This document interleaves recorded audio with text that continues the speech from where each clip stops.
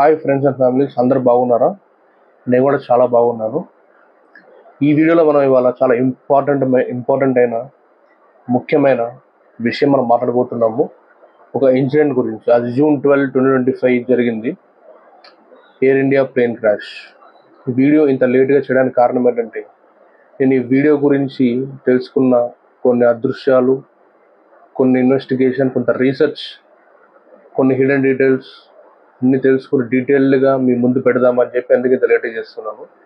So air India plane AI-171 plane crash అహ్మదాబాద్లో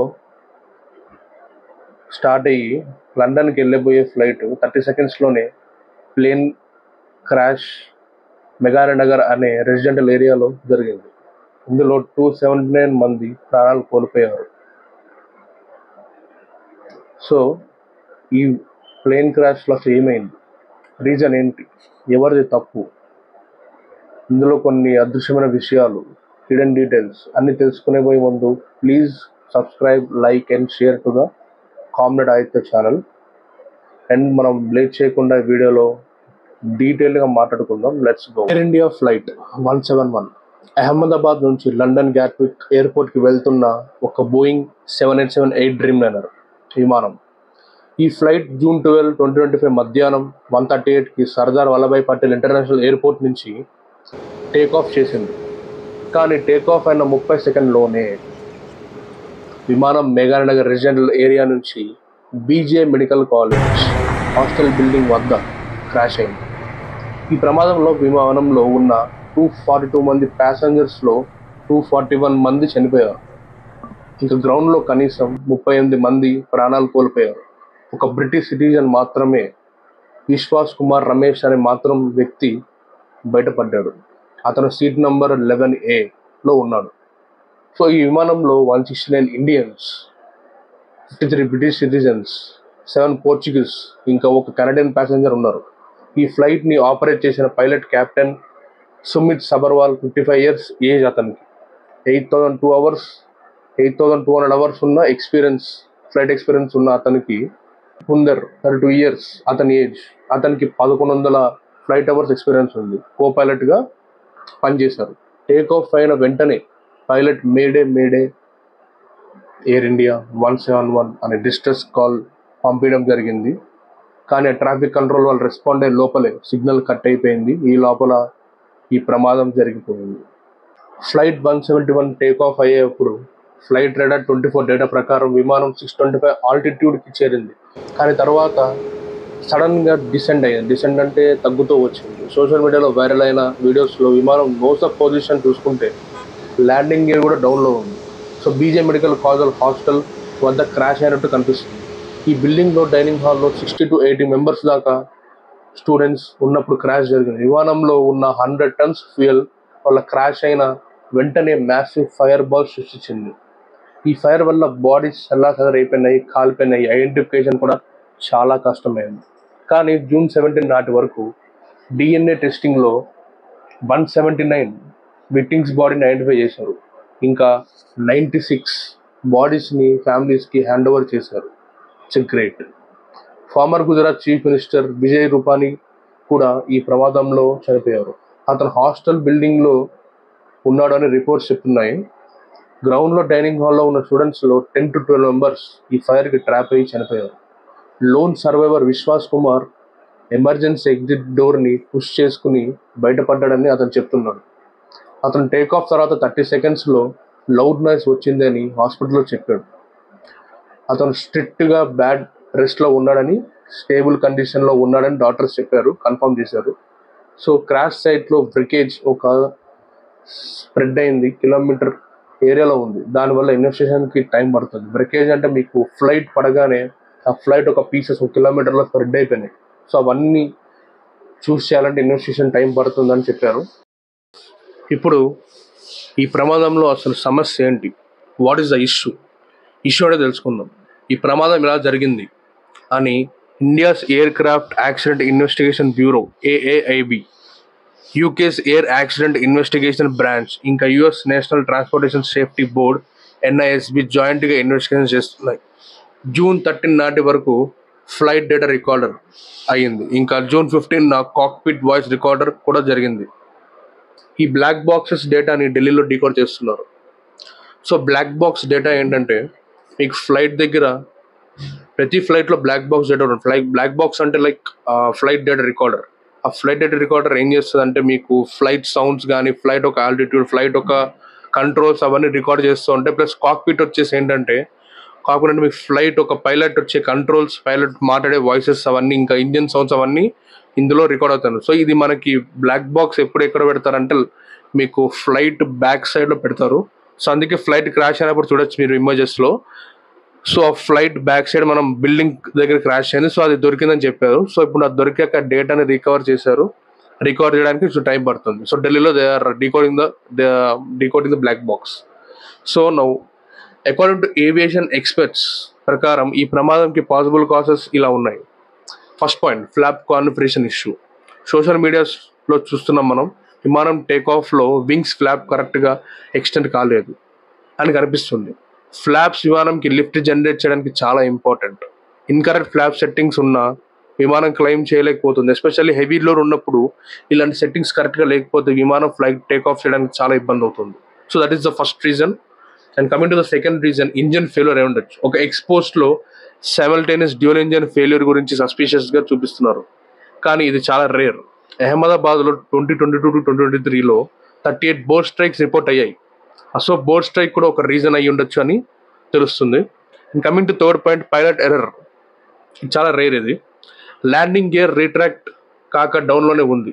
so pilot flops బదులు landing gear rice చేసి ఉంటే lift miss అయ్యి క్రాష్కి కారణం అయి ఉంటుంది. కానీ captain Sumit Agarwal he has 8,200 hours flight experience. So ఇది అన్లైక్లీగా అయి ఉండొచ్చు. Coming to fourth, maintenance negligence. ఇది గుర్తుపెట్టుకోండి, Boeing air India maintenance standards మీద డౌట్స్ వస్తున్నాయి. ఈ క్రాష్ తర్వాత ఎయిర్ ఇండియా బోయింగ్ 787 ఫ్లీట్ మీద ఇమీడియట్ సేఫ్టీ చెక్స్ ఆర్డర్ చేశారు. సో మెయింటెనెన్స్లో గ్యాప్స్ ఉన్నాయి, అన్నీ చెక్ చేస్తారనమాట. సో ఈ బోయింగ్ 787 చేస్తున్న దారుణాలు ఇవన్నీ మనం ఒక వీడియోలో సెపరేట్గా మాట్లాడుకున్నాం. Coming to fifth, fuel contamination. ఒక ఏవియేషన్ ఎక్స్పర్ట్ ఫ్యూయల్ కంటామినేషన్ వల్ల ఇంజన్ పర్ఫార్మెన్స్ ఇష్యూస్ వచ్చాయని చెప్తున్నారు. సో కానీ ఇది కన్ఫర్మ్ కాలేదు. ఇంకా బ్లాక్ బాక్స్ డేటా అనాలిసిస్ ప్రకారం they are decoding the data. ఆ డేటా మనకి డీకోడ్ అయ్యాక తెలుస్తాయి ఇవన్నీ. Coming to sixth, external factors. Weather reports ప్రకారం అహ్మదాబాద్లో క్లియర్ స్కైస్ ఉన్నాయి. సో వెదర్ ఇష్యూ కూడా కాదు, కానీ ఎయిర్పోర్ట్ బోర్డ్ కంట్రోల్ మెజర్స్లో లూప్ హోల్స్ ఉంటే బోర్డ్ స్ట్రైక్స్ వల్ల ఇంజన్ డ్యామేజ్ కూడా అయ్యి ఉండొచ్చు. సో ఈ కాజెస్లో ఏది కరెక్ట్ అని ఇన్వెస్టిగేషన్ కంప్లీట్ అయ్యే వరకు కన్ఫర్మ్ చేయలేము. సో ఇప్పుడు దాకా మనం వాట్ ఈస్ ద ఇష్యూ, అసలు ఏంటి కారణాలు ఏంటని తెలుసుకుందాం. సో ఇప్పుడు మనం తప్పు ఎవరిదని తెలుసుకుందాం. మనం తప్పు ఎవరిదని మనం అయితే చెప్పలేము ఇన్వెస్టిగేషన్ అయ్యేదాకా.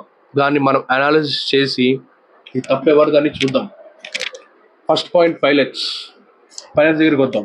ఫ్లాప్ సెట్టింగ్స్ మిస్ అయి ఉంటే పైలట్ ఎర్రర్ అని కన్సిడర్ చేయొచ్చు. కానీ కెప్టెన్ సుబర్వాల్ అండ్ కుందెల్కి 8,200 hours and 1,100 hours pilot experience ఉంది. సో పైలట్ ఎర్రర్ అయ్యే ఛాన్స్ చాలా తక్కువ, అసలు అయ్యి ఉండదు. ఎందుకంటే మీకు ఒక ఇన్సిడెంట్ చెప్తాను.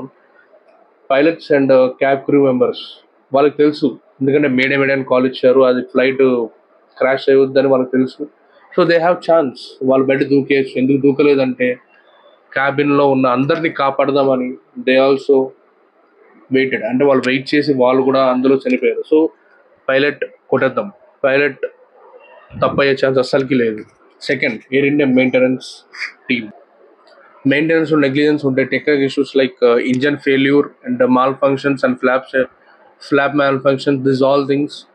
సో క్రాష్ అయిన తర్వాత ఎయిర్ ఇండియా బోయింగ్ 787 ఫ్లీట్ మీద సేఫ్టీ చెక్స్ ఆర్డర్ చేయడం వల్ల మెయింటెనెన్స్ స్టాండర్డ్స్ మీద డౌట్స్ ఉన్నాయి. సో సెకండ్ పాయింట్, ఛాన్సెస్ ఉండొచ్చు, ఎందుకంటే మెయింటెనెన్స్ కంపల్సరీ. ఎందుకంటే ఈ ఫ్లైట్ ఒక ఏజ్ మనకి 20 to 25 దాకా వస్తుంది. సో ఈ ఫ్లైట్ ప్రజెంట్ 787 డ్రీమ్లైనర్ ఏజ్ వచ్చేసి 12 years. 12 yearsకి ఈ ఫ్లైట్ క్రాష్ అయ్యేంత మెయింటెనెన్స్ చేయలేదంటే కంపల్సరీ బోయింగ్ మీద క్వశ్చన్స్ పడతాయి. So let's see after the investigation. And third one, Ahmedabad airport authorities. Bird strikes control చేయలేకపోతే ఎయిర్పోర్ట్ సేఫ్టీ మెజర్స్లో గ్యాప్స్ ఉన్నాయని అర్థం. 2022 to 2022 to 23rd 38 bird strikes report అయినాయి. సో ఎయిర్పోర్ట్ బోర్డ్ కంట్రోల్ సిస్టమ్స్ని improve చేయాల్సి ఉంది. ఇది బోయింగ్ 787-8కి first fatal crash.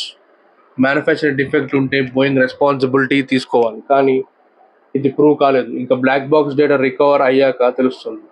And fifth one, air traffic control. Pilot distress కాల్కి ఏటీసీ ఇమీడియట్గా రెస్పాన్స్ చేయలేకపోయింది, కానీ క్రాష్ అయిన 30 secondsలో జరిగింది.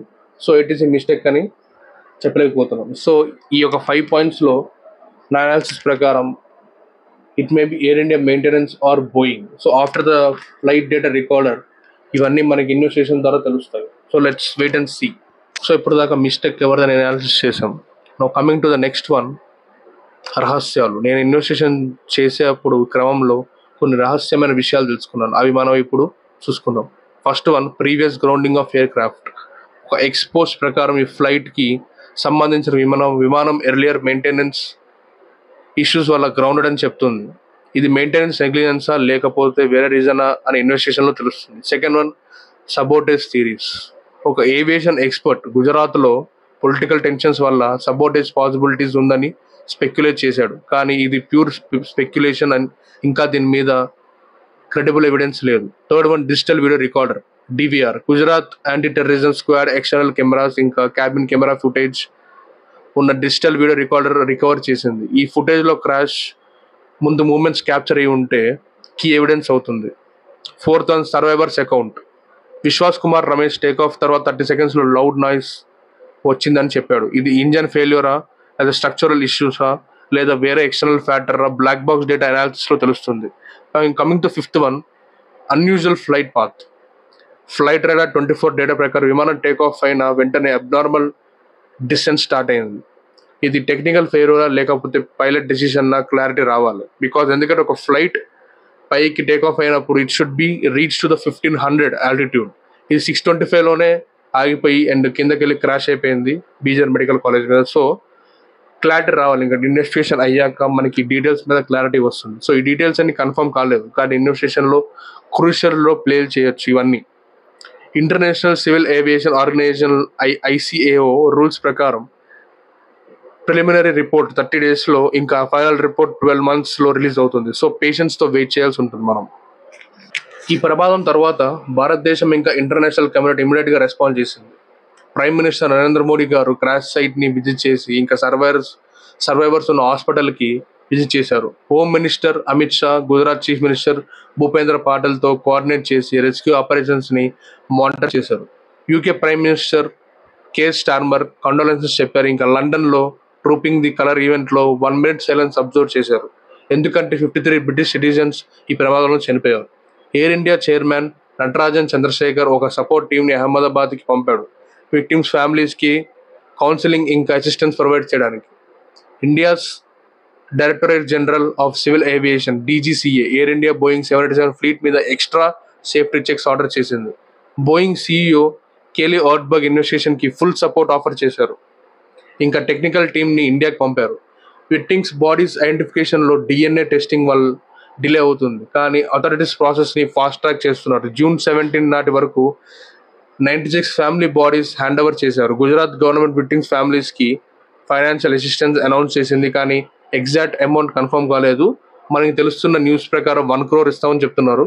ఈ ప్రమాదం ఏవియేషన్ సేఫ్టీ గురించి సీరియస్ క్వశ్చన్స్ ఉన్నాయి. ఎయిర్ ఇండియా బోయింగ్ ఇంకా సపోర్ట్ అథారిటీస్ ఫ్యూచర్లో ఇలాంటి ఇన్సిడెంట్స్ రిపీట్ కాకుండా స్ట్రిక్ట్ మెజర్స్ తీసుకోవాలని ఇట్స్ మై ఒపీనియన్.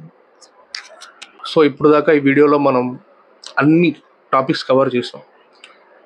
మిస్టేక్ ఏంటి, ఇష్యూ ఏంటి, తప్పెవరిది అనాలిసిస్ కూడా చేసాం మనం. సో కంక్లూజన్కి వస్తే ఎయిర్ ఇండియా ఫ్లైట్ 171 క్రాష్ ఒక మానవ వ్యసనం. భారతదేశం ఏవియేషన్ హిస్టరీలోనే ఒక డార్క్ చాప్టర్. ఈ ప్రమాదంలో ప్రాణాలు కోల్పోయిన 279 మందికి నా హృదయపూర్వక మనసు నుంచి కండోలెన్సెస్ చెప్తున్నాను. ఇన్వెస్టిగేషన్ కంప్లీట్ అయ్యే వరకు స్పెక్యులేట్ చేయడం కన్నా విక్టిమ్స్ ఫ్యామిలీస్కి సపోర్ట్ చేయడం మంచిది. ఈ ట్రాజడీ నుంచి లెసన్స్ నేర్చుకుని ఏవియేషన్ సేఫ్టీని ఇంప్రూవ్ చేయాలి. ఎందుకంటే ఏరోప్లేన్ అనేది రెగ్యులర్ ట్రావెల్ చేస్తారు చాలామంది. సో మన గూగుల్లో కూడా చూసుకోవచ్చు, aeroplane is the first safety అని చెప్తుంది, second train and third bus and car and this all comes. So aeroplane రెగ్యులర్గా ట్రావెల్ చేసే వాళ్ళకి ఈ యొక్క బోయింగ్ కంపెనీ అండ్ మ్యానుఫ్యాక్చరర్ వాళ్ళు దీని సేఫ్టీ మెజర్మెంట్స్ తీసుకుని దీన్ని కొంచెం, ఇప్పుడు చాలా టెక్నాలజీస్ వచ్చాయి కాబట్టి దీన్ని కొంచెం వాళ్ళ అదుపులో తీసుకుని కొంచెం బాగా టెక్నాలజీ యూజ్ చేసి, ఐడియాలజీ యూజ్ చేసి they to design very new things. So safety measurements తీసుకోవాలని నా ఒక ఆలోచన. అండ్ మీ ఒపీనియన్ కామెంట్ సెక్షన్స్లో షేర్ చేయండి. ఈ వీడియో మీ ఫ్రెండ్స్ ఫ్యామిలీస్తో అండ్ అందరితో షేర్ చేసి అవేర్నెస్ స్ప్రెడ్ చేయండి, చాలా ఇంపార్టెంట్. వీడియో నచ్చితే మాత్రం లైక్ చేయండి, షేర్ చేయండి, సబ్స్క్రైబ్ చేయండి, ఇంకా బెల్ ఐకాన్ ప్రెస్ చేసి నెక్స్ట్ వీడియోస్ కోసం వెయిట్ చేయండి. చాలా thanks for watching this video. I think ఈ వీడియో మీకు ఇంట్రెస్టింగ్ అనిపించుంటుంది.